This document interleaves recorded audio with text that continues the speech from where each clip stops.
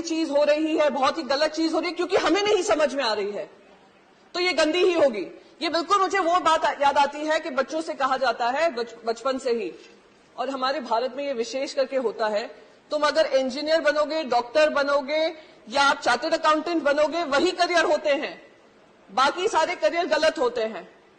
اور اگر وہ کریئر غلط ہے, کوئی اور کچھ چوز کرنا چاہ رہے ہیں تو ان کو روک جانے کی کوشش کی جاتی ہے. اگر روکتے نہیں ہیں تو کہتے ہیں ہم گھر کے باہر نکال دیں گے.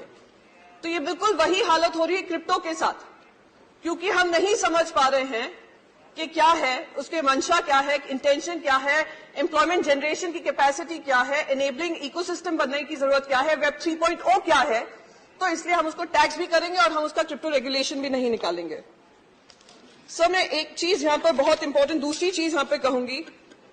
میں نے آپ کو کمپیوٹر کا ادھارن دیا, ایسے ہی انٹرنیٹ جب آیا تھا دیش میں ہی کیا دنیا میں, ہر ڈسرپٹیو ٹیکنالوجی آپ کو بھی ڈسرپٹ کرے گی, پالیسیز کو ڈسرپٹ کرے گی, اور ہماری ذمہ داری بنتی ہے کہ ہم اس ٹیکنالوجی کے آگے بن کر ایک ریگولیٹری فریم ورک بنائیں اور اس سے ہم گھبرائیں نہیں.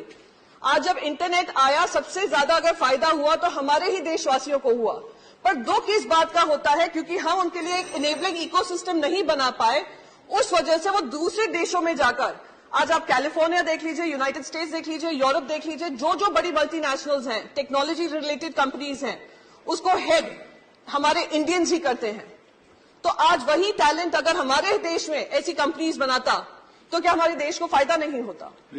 سر I will just conclude with just one last but کہ sir we are living in the world of web 3.0. Either we choose to bite the bullet or we dodge the bullet. If we bite the bullet, we will be able to create an enabling ecosystem for our youth and empowering them and empowering the economy. If we choose to dodge the bullet, we can continue to feel great that Indians are doing well abroad. And we can conclude, sir, just one last second, sir. We can continue to take pride in the reflected glory, but at the cost of empowering our own nation. So I would request the Finance Minister to think about it, and thank you so much.